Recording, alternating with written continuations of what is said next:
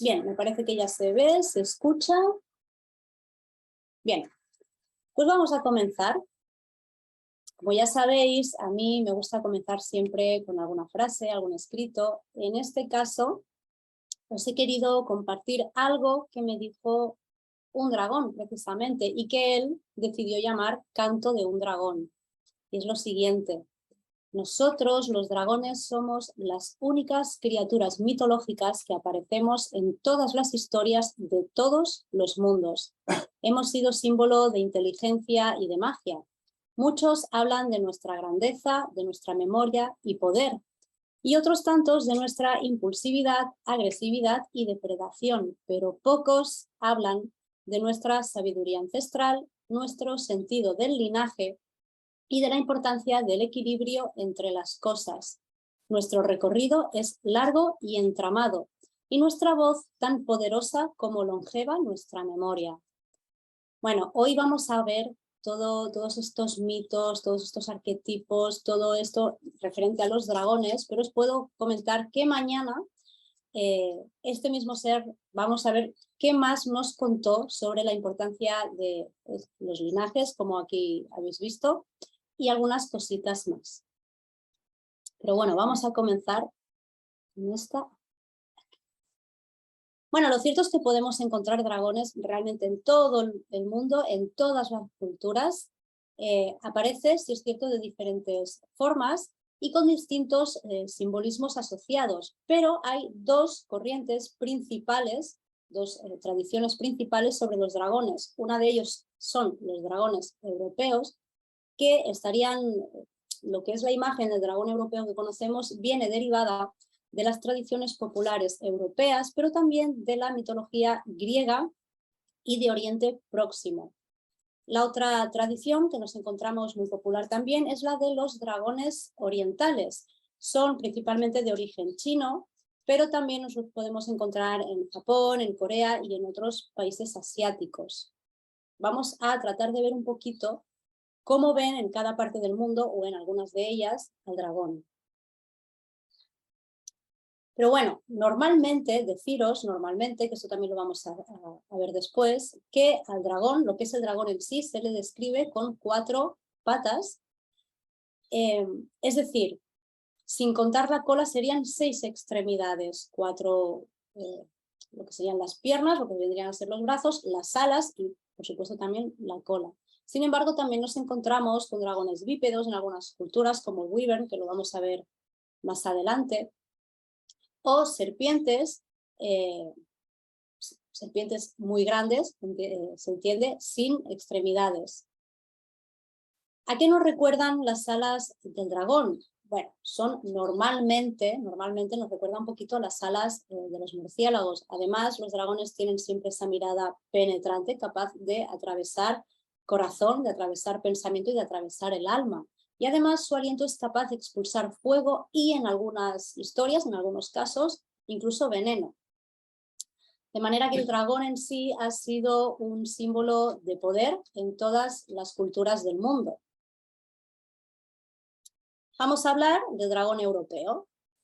Bueno, pues fue precisamente en la época carolingia cuando se introduce la imagen del dragón alado escupefuego, esta que tan acostumbrados estamos a ver.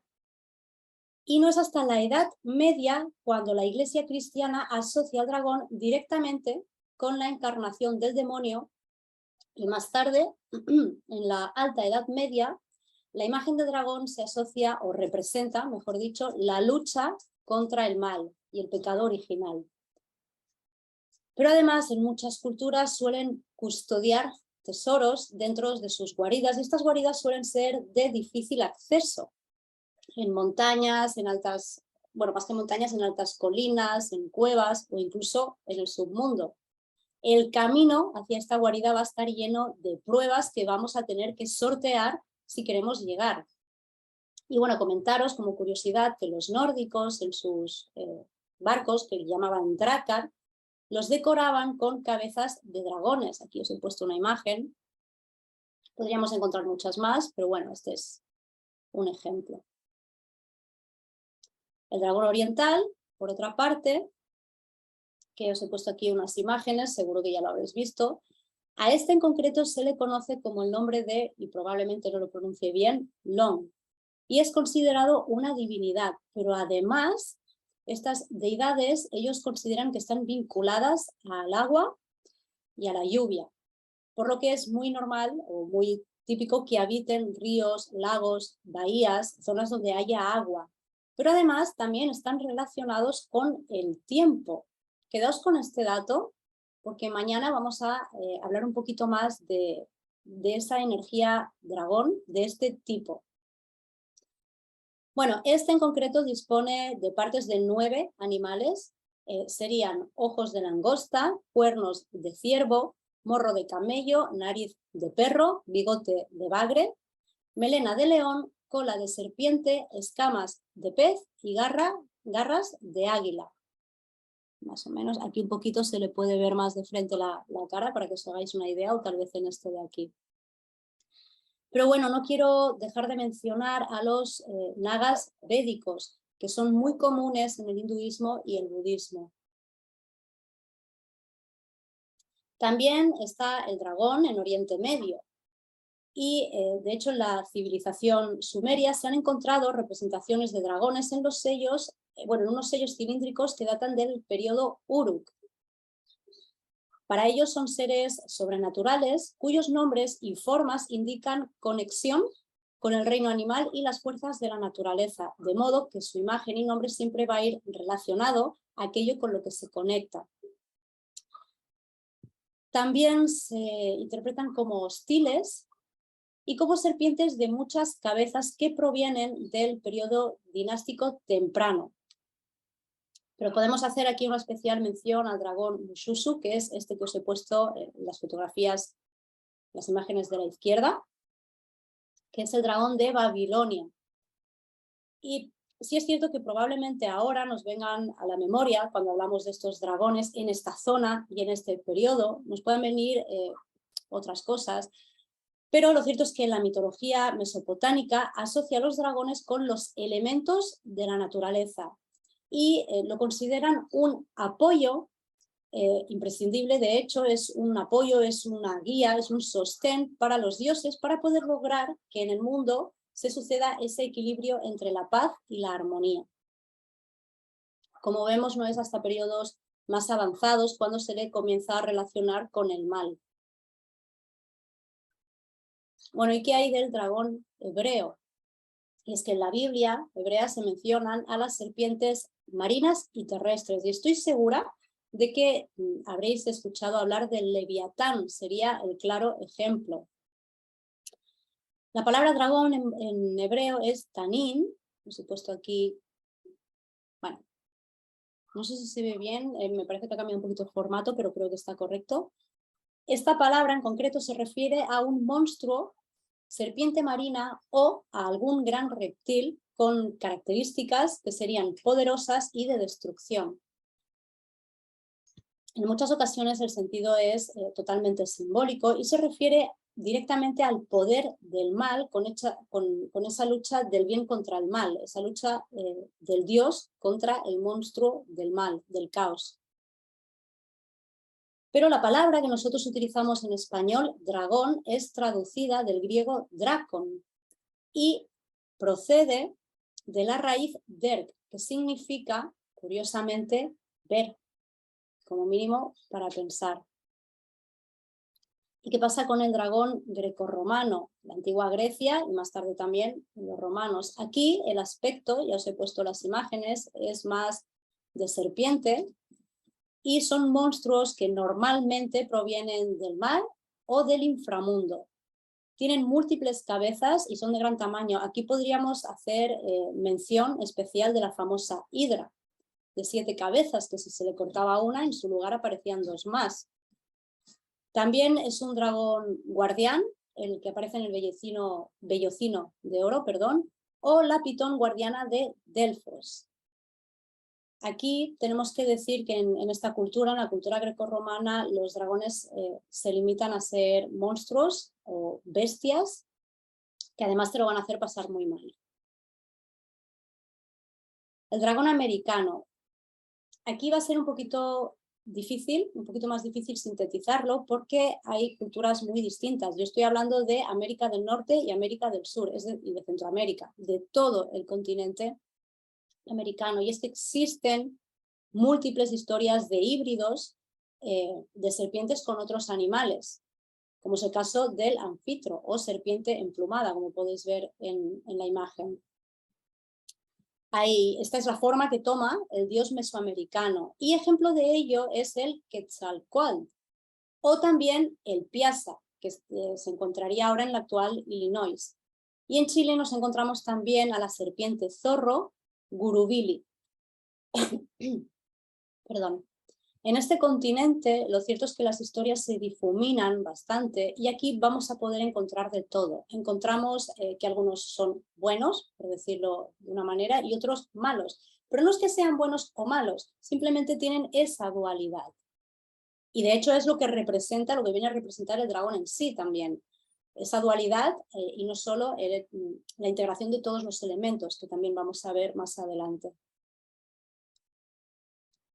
El dragón islámico se conoce como Tinin, esto nos recuerda al dragón hebreo, habita en la tierra, en cuevas sobre todo, y encarna el mal, al igual que el dragón occidental. En la representación de las imágenes, como podéis ver en estas imágenes que os he puesto, hay grandes influencias persas, indias, griegas, judías y chinas.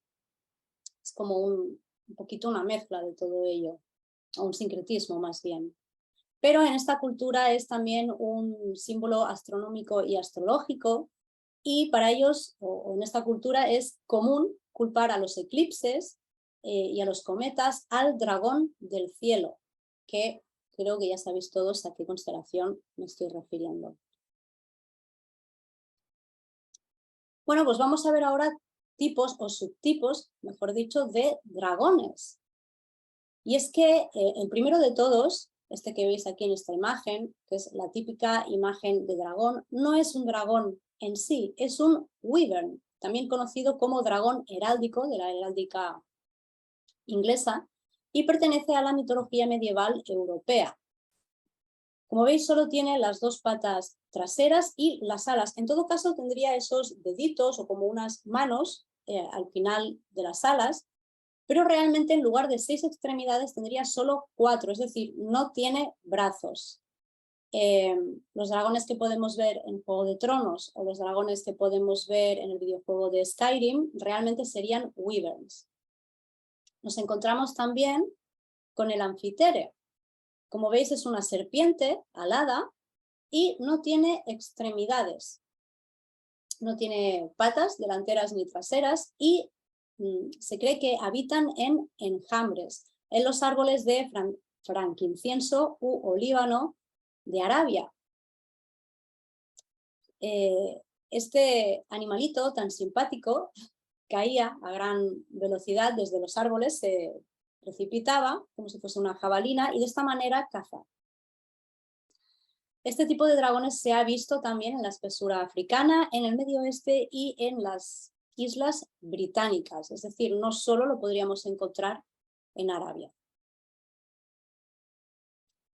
Bueno, Drake, ¿y por qué os lo pongo así? ¿Por qué no lo traduzco y pongo Draco? Porque no me gusta, porque Draco a nuestra mente nos viene otra cosa, de eso vamos a hablar mañana. Entonces decidí, para no generar confusión tal vez y poderlo separar, dejarlo tal cual, Drake. Y es, como podéis ver, en la mitología popular, un dragón sin alas, simplemente no tendría alas.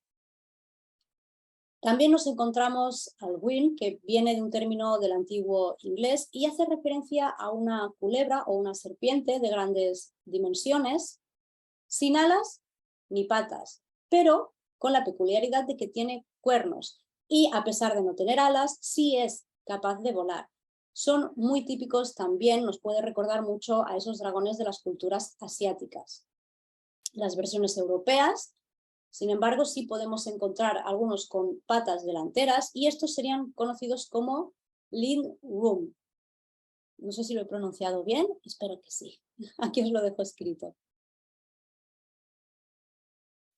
Bueno, entonces el dragón en sí, como tal, ¿cuál es? Pues ese, como podéis ver aquí, que tiene las 4 patas, tiene las alas y tiene la cola, 6 extremidades. Y en el caso de que contemos a la cola también como una extremidad, porque la usarían como tal, pues serían 7. Pero bueno, os pongo aquí en esta imagen como un esquema, como un desglose de los tipos, de más tipos que hemos visto, y os puedo decir que podrían haber todavía más. Entonces, bueno, aquí se trata un poquito de buscar y con ese conocimiento saber más o menos dónde etiquetarlo, aunque esa palabra no me gusta mucho. Bueno, ¿y qué nos puede contar el dragón como arquetipo? Antes de comenzar, ¿qué son los arquetipos? Son conceptos que forman parte de nuestra motivación y es a través de ellos que podemos ir evolucionando. Son patrones universales que residen en el inconsciente colectivo. Antes hemos podido ver en la ponencia de Conexión Familia-Tierra algunos de ellos, como por ejemplo masculino-femenino, luz y oscuridad, que a pesar de ser polares no dejan de ser arquetipos. Bien, esto que os estoy diciendo que está en ese inconsciente colectivo, no importa la cultura, el tiempo, el periodo histórico, no importa el lugar, porque realmente es en general. Estamos hablando de inconsciente colectivo humano, o tal vez en este caso terrícola, si queréis. Bueno, entonces, ¿qué representa dragón? Pues los arquetipos más ancestrales y transculturales, como hemos visto, de la humanidad. Pero además, lo que en todas las culturas encierran en común el arquetipo del dragón es que representa lo oculto, representa esa sabiduría ancestral y además tiene el poder de ser guardián. Pero además está relacionado con los 5 elementos. ¿Y por qué digo 5? Bueno, pues porque ese cuerpo reptil, que aunque no repte nos recuerda a ello, vendría a representar la unión con la tierra. Esas escamas que tiene, semejantes a las de los animales acuáticos, hace una representación sobre el poder del agua, mientras que sus alas nos están hablando de esa comunión con el aire y con los vientos. Pero además no olvidemos su aliento de fuego, que nos está denunciando precisamente que es dueño de este elemento. Y el dragón en sí mismo vendría a representar el éter, es decir, es la integración de todos los elementos dentro de sí mismo, además de esa oscuridad integrada en la luz. Como veis, como arquetipo es realmente completo el dragón. Como os decía, encierra esa parte nuestra de sombra, eso que, aunque a pesar de tener ese peso, normalmente nos negamos a ver, ya sea porque no nos gusta, ya sea porque nos avergüenza, ya sea porque lo negamos. Pero el caso es que está ahí. Entonces esta sombra es una realidad de ese mundo dual que nos está diciendo, nos dice que si amamos una cosa, tenemos que odiar lo contrario. Pero realmente no es así, podemos integrarlo. Y esto es lo que viene a enseñarnos el dragón. Nos dice que hay parte de sombra en nosotros, que nos está enseñando y además nos desafía precisamente ¿a qué? A ser mejores, a poder traspasar esa parte tal vez nuestra que no nos gusta. También es importante aquí, os quiero hablar de el arquetipo del viaje del héroe. Deciros que el dragón y el héroe vendrían a ser la misma dimensión, vendría a ser esa polaridad integrada, porque no deja de ser, en el caso que lo estemos trabajando en nosotros mismos, no deja de ser una lucha. En esa lucha nos posicionamos como héroe contra ese dragón, pero ese dragón no deja de ser esa parte nuestra, esa sombra, esa oscuridad incluso. De manera que como el dragón defiende todo aquello que no queremos ver, por eso le tememos. Entonces, ¿cómo es la energía dragón? Ya estamos viendo, es impetuosa, es potente, es reflexiva, es antigua y es longeva. Pero además de todo eso, nos está invitando siempre a la observación, al conocimiento del propio ser, el autoconocimiento. a batallar esos conflictos que tenemos, todas esas inseguridades, y después de ello salir al mundo con la certeza y la grandeza de poder aplicar todo lo aprendido. Al fin y al cabo, eso es lo que se conoce como sabiduría.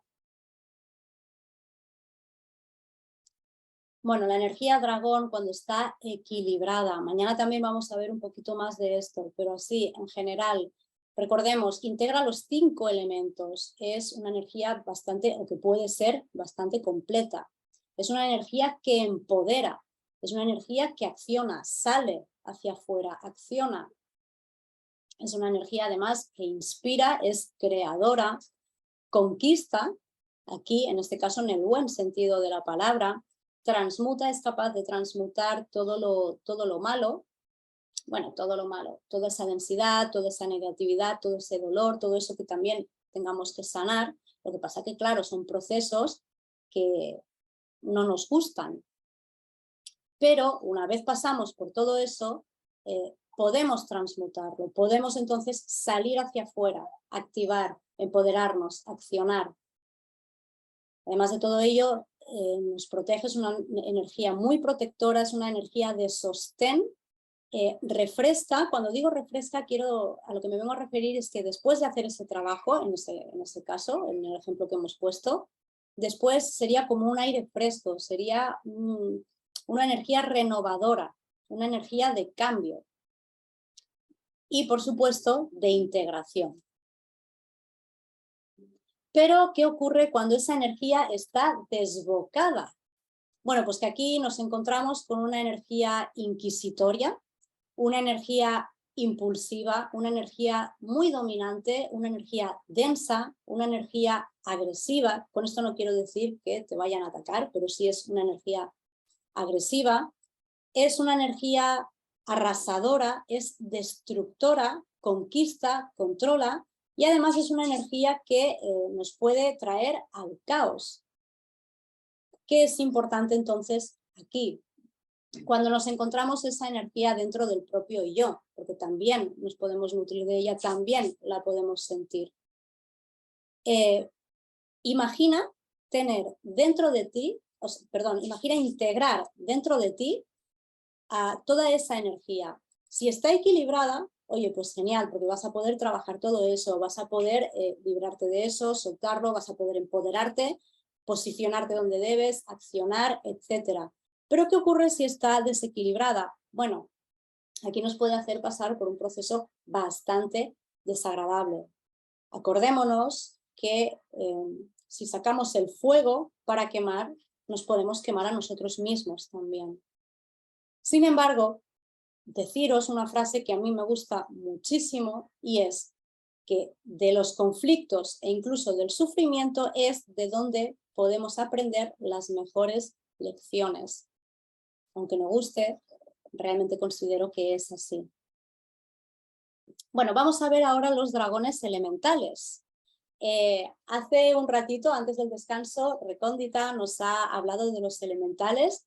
Bueno, yo no me voy a extender mucho, pero sí os quiero comentar como mínimo los 4 principales, aquellos que nos recuerdan a los 4 elementos principales.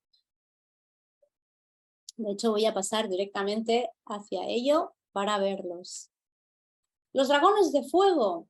Bueno, ¿qué hace el fuego? El fuego quema, el fuego destruye, pero ¿qué hace también? Pues transmuta la negatividad. Los dragones elementales del fuego son estupendos para los desafíos más grandes. Nos aporta ese arrojo, ese fuego, que no olvidemos que tiene que estar totalmente siempre bien enfocado y bien encarado. Son capaces de quemar y de comerse esa energía negativa, ya sea de un lugar o de un ser. Por lo que, imaginaos, sería perfecto llamar a un dragón elemental del fuego para ayudar a limpiar todo ese tipo de energías o purgarlas, transmutarlas. Siempre, como ejemplo, los podrías enviar a zonas de guerra o de conflicto. ¿Para qué? Pues para que se sumerjan en esas frecuencias tan pesadas y pueda transmutarlas. El dragón de agua. Bueno, son como las que hemos visto ya, serpientes acuáticas, y al ser dragones de agua portan mucha energía femenina. Esto no significa que todos sean femeninos, pero sí que es cierto que vibran en esa energía más femenina, más como el elemento que representan. Por lo tanto, son guardianes ¿de qué? De pozas, de ríos, de arroyos, de océanos, de manantiales, aguas subterráneas, etc. Pero no solo de eso, también son los guardianes de los registros de todas las aguas, es decir, se encargan de mantener esa geometría sagrada del agua, manteniendo ese lugar como lugar sagrado. Entonces, ¿para qué se podrían llamar? Pues para aumentar precisamente esas frecuencias de las aguas locales, las aguas de algún lugar o las propias. Recordemos que nosotros también somos seres de agua. También ayudan a desarrollar la creatividad y la expresión. ¿Por qué? ¿Qué representa también el elemento agua? Representa el plano emocional, por lo que también son muy buenos para ayudarnos a trabajar todos esos procesos de saneamiento emocional. Muy buenos sosteniendo en todos esos trabajos. Los dragones de aire. Bueno, ellos funcionan a través del viento para expulsar lo viejo y que así pueda entrar lo nuevo. Constantemente van a estar tratando de que la energía fluya y no se estanca. Entonces realmente sí son como un soplo de aire fresco, ¿no? Hacen eso, que la energía estancada pueda fluir, pueda seguir moviéndose. Por lo tanto, están a la vanguardia de los vendavales, de las tormentas, los huracanes, porque de esta forma ellos ayudan a introducir esta estructura geométrica de esta energía de reemplazo. Entonces ellos generan corrientes, generan espirales, céfiros, precisamente para hacer que la energía fluya y se mueva. Entonces, el ejemplo que hemos puesto antes del dragón de fuego, ¿qué podemos hacer después de enviar a uno de ellos, de un dragón de fuego, para transmutar todo esto? Pues llamar a un dragón de aire, ¿para qué? Para que permita que lo que haya quedado estancado fluya y renovar toda esa energía. Pero es que además después podríamos llamar al dragón de tierra. Estos dragones poderosísimos protegen las zonas telúricas o las conocidas también líneas ley y son muy buenos purificando, de manera que después de llamar primeramente al de fuego y luego al de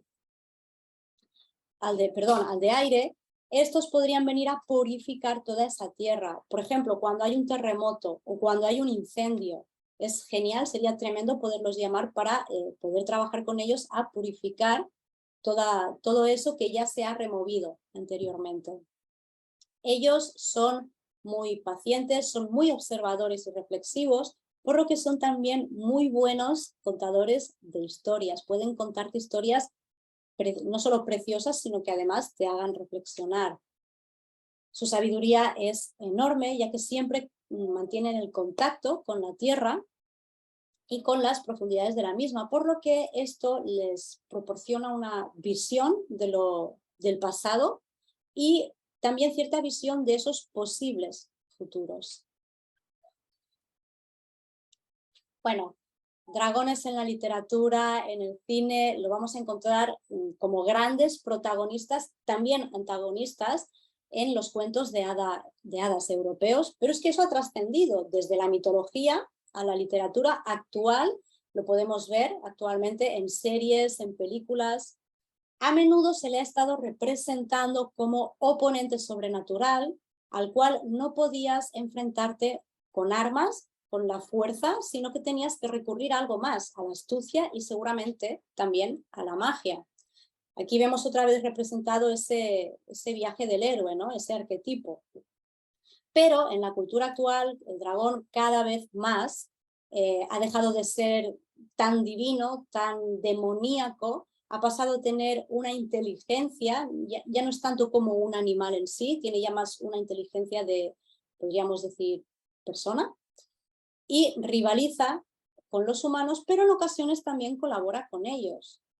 Para ir ya cerrando, os voy a poner unos ejemplos. Estoy segurísima de que es muy probable que los conozcáis. Si conocéis más ejemplos, por favor, ponedlos en los comentarios para que todos los podamos compartir.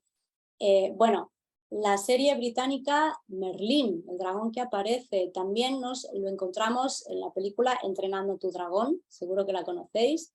La película de Aragorn, el dragón de Smaug, del Hobbit. Deciros aquí que sí que es cierto que en el libro es un dragón, pero en la película es un wyvern, como acabamos de ver antes.